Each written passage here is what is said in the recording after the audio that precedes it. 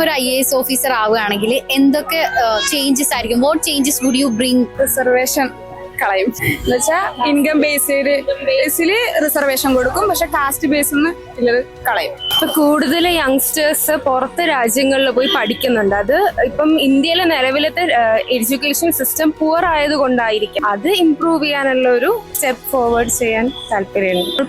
പബ്ലിക്കിന് കുറെ services provide ചെയ്യുന്നുണ്ട് നമ്മുടെ ഗവൺമെന്റ്, പക്ഷെ അത് അർഹതപ്പെട്ട ആൾക്കാർക്ക് കിട്ടുന്നത് വളരെ കുറവായിരിക്കും. അവർ റൈറ്റ്സിനെ കുറിച്ച് ബോധവാന്മാരാക്കാനും അവരിലേക്ക് തന്നെ അത് കറക്റ്റായിട്ട് പ്രൊവൈഡ് ചെയ്യാൻ വേണ്ടിയിട്ടുള്ള സംഭവങ്ങൾ ചെയ്യാൻ. ബേസിക്കായിട്ട് ആളുകൾക്ക് ഇലക്ഷൻ്റെ ഒരു പ്രാധാന്യം അറിയില്ല. നമ്മുടെ സൊസൈറ്റി തന്നെ ന്യൂ ജനറേഷൻ ഉണ്ടല്ലോ, ഒരു വോട്ടിട്ടില്ലെങ്കിൽ എന്താണ്, നമുക്കതിനോട് ഒരു നേട്ടമില്ല എന്നൊരു കൺസെപ്റ്റ് ഉണ്ട്.